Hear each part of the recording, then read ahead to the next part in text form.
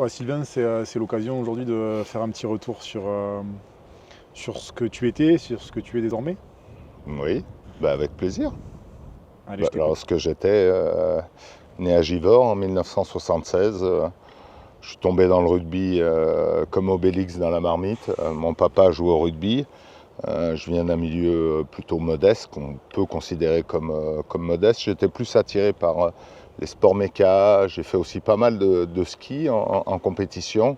Puis finalement, la facilité, c'était le rugby. Et finalement, après, j'ai grandi avec mes potes, j'ai fait comme les potes. Et puis, je suis jamais sorti du monde du rugby. Et je crois que j'étais fait pour ça, d'ailleurs.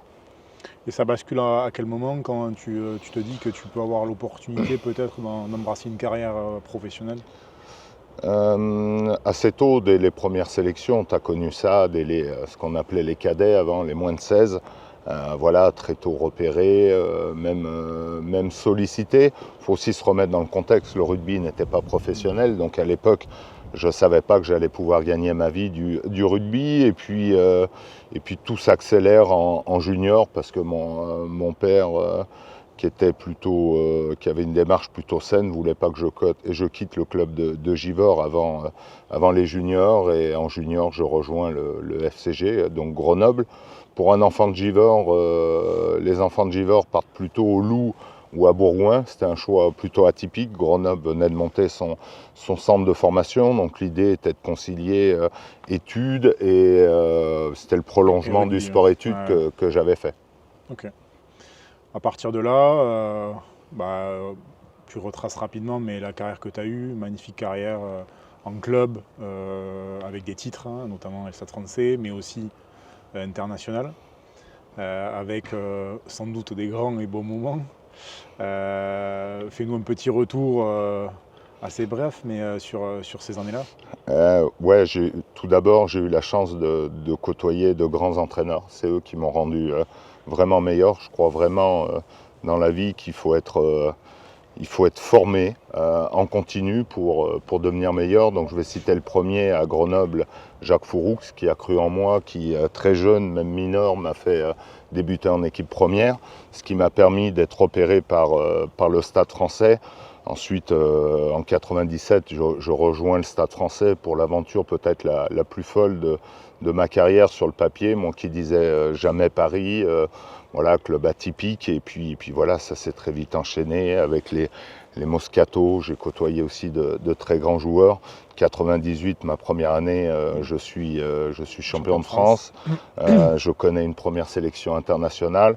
Voilà, j'étais vraiment jeune, hein, j'avais 21 ans, je me suis laissé un peu griser. J'ai connu équipe de France, un coup de moins bien, puis après les titres sont revenus et l'appétit est revenu. Et avec l'âge, j'ai trouvé une forme de régularité. Donc titre en 2000, 2001 finale européenne qu'on perd, 2003, 2004 champion de France, 2007 champion de France, et en équipe de France 3 grands chelems, je crois, 2002, 2004 et 2010.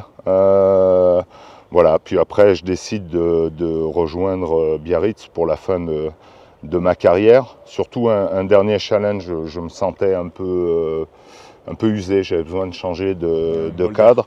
Je rejoins la côte basque parce que j'attendais un enfant et que ma femme est la mère de la petite est basque. Et voilà, et je rejoins aussi des potes que je m'étais fait en équipe de France, la génération Harry Nordoki, Thion, Yashvili, Traille et Tutti Quanti.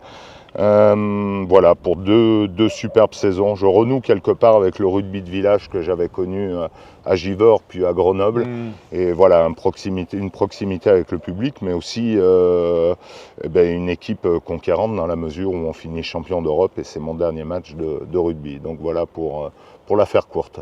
Ouais, super. Et puis là, la fin, la fameuse petite mort du sportif, qu'on vit tous sans doute totalement différemment.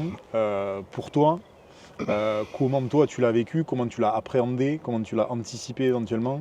Alors je l'ai surtout anticipé, ne venant pas du professionnalisme comme je te disais.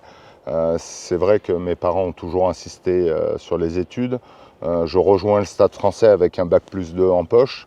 Je veux intégrer une école de commerce sur Paris. Bernard Laporte me dit écoute Sylvain, le rugby se professionnalise, voilà, donne-toi les chances de.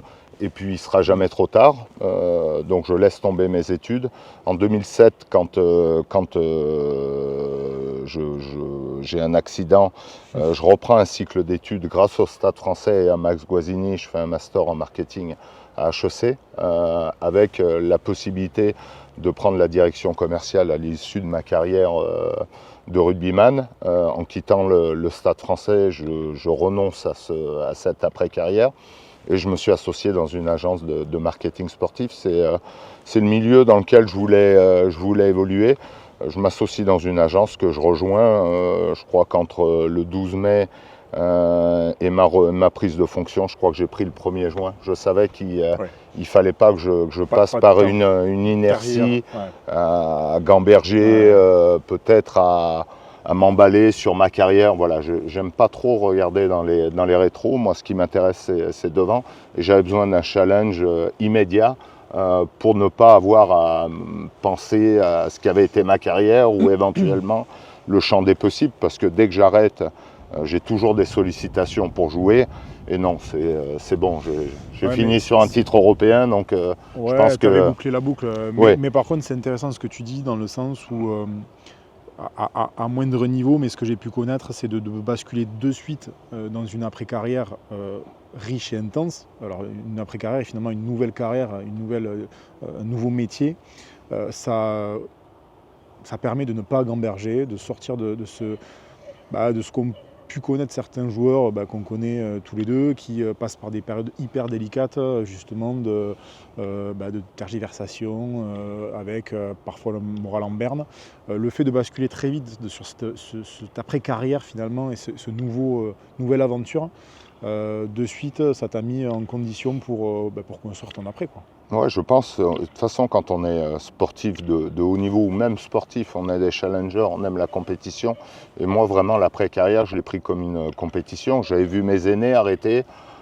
Certains prenaient un peu d'inertie à se remettre au travail et je voyais que ça pesait et je ne voulais pas passer par cette phase-là. Donc voilà, quand on a été compétiteur, moi, comme je te dis, je vois un peu dans les rétros et je savais maintenant qu'il fallait que j'embrasse une nouvelle carrière et je voulais être le plus performant possible parce que quand on s'est inscrit dans le sport, voilà, on a envie de réussir peut-être un peu trop vite parce que pour être sportif de haut niveau et côtoyer le plus haut du championnat, il y a des années de pratique parce que moi, le rugby, j'ai été connu à 20 ans à travers mes clubs, mais j'y joue depuis 6 ans, donc il y a 14 ans d'apprentissage et on n'apprend pas un nouveau métier en peu de temps, donc ça je l'ai appris.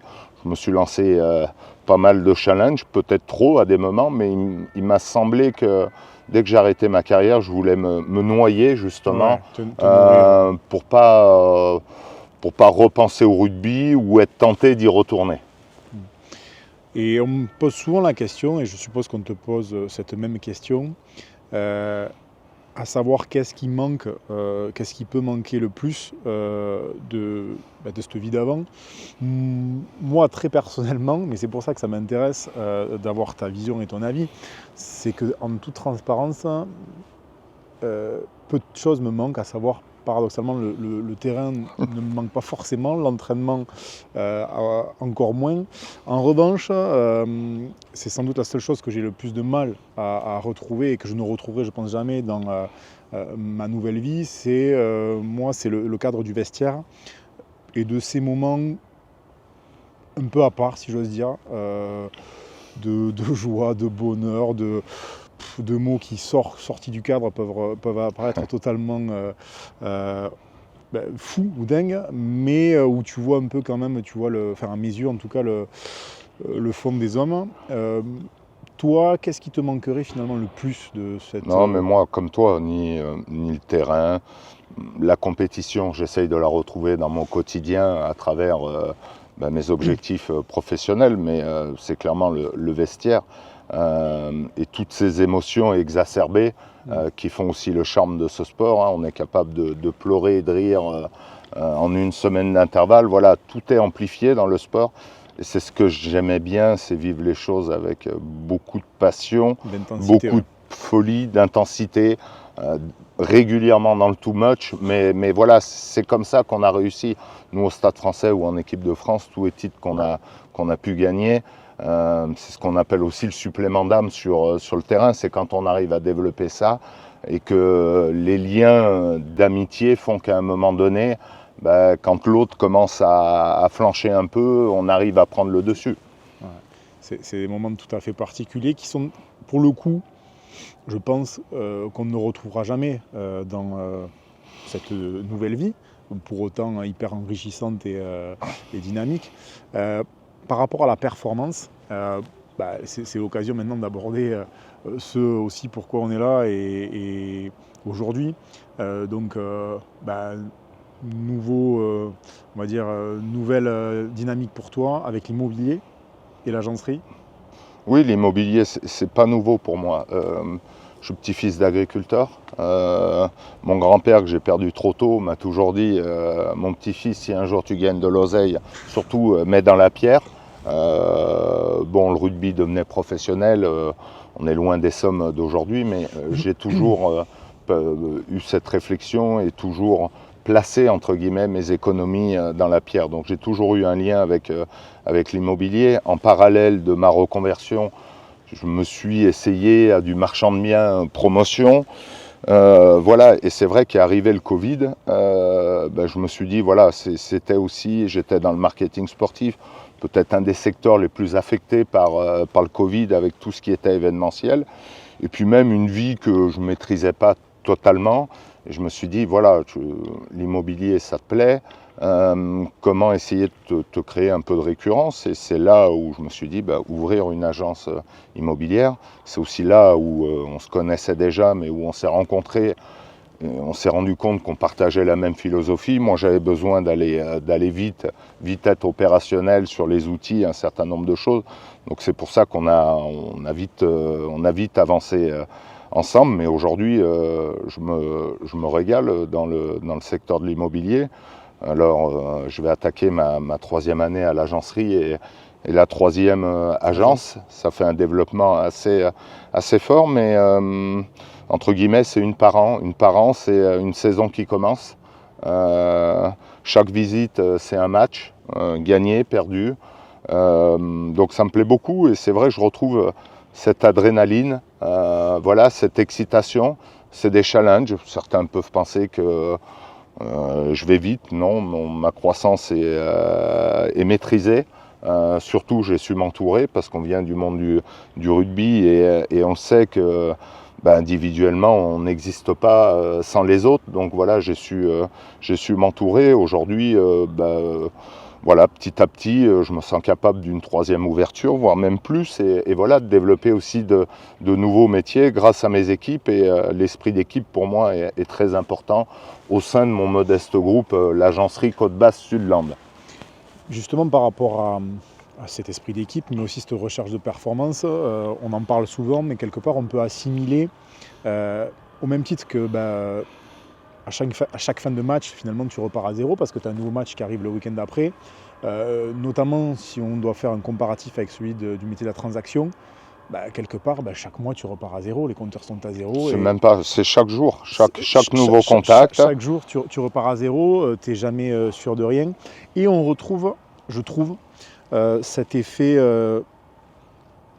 ascenseur émotionnel. Dans l'immobilier, le lundi, tu te crois être le meilleur parce que tu as eu 2 offres et le vendredi, tu pourrais être le plus nul parce que tes offres ont pété et que tu n'as pas rentré de mandat.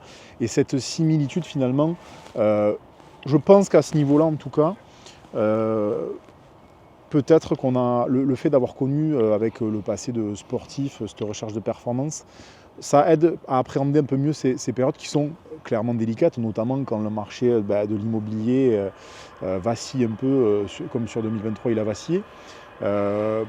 Mais ça, je sais que tu le partages plus ou moins. Comment au-delà de toi, comment tu es en capacité de le répercuter à tes équipes, le fait de pas lâcher, pas abandonner et se relever Moi, j'ai un triptyque qui m'accompagne depuis très longtemps.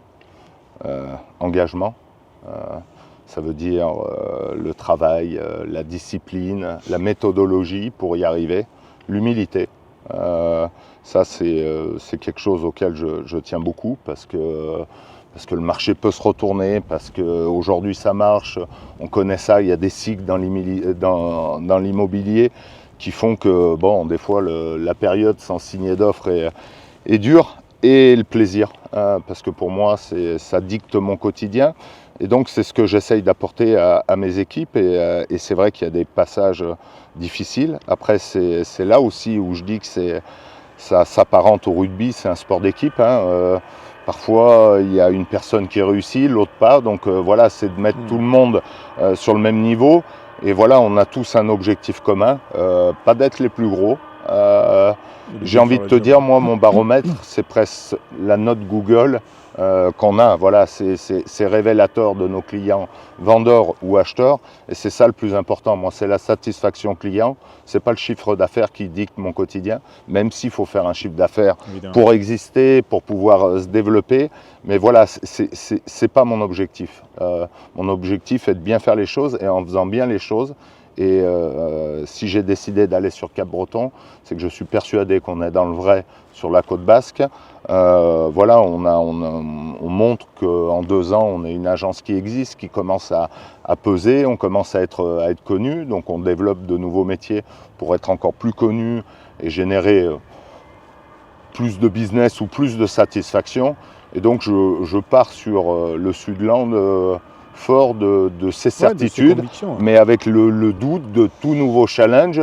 On ne sait jamais si ça va réussir. En tout cas, tous les indicateurs sont plutôt positifs aujourd'hui. C'est vrai que l'ouverture à Anglet et l'ouverture Bayonne m'ont permis aussi de voir ce qui marchait ou ce qui ne marchait pas. Typiquement, le partenariat sportif. J'ai beaucoup de partenariats sportifs, mais on va dire que c'est des deals win-win. Voilà, ça crée de la proximité, voilà, un certain nombre de choses.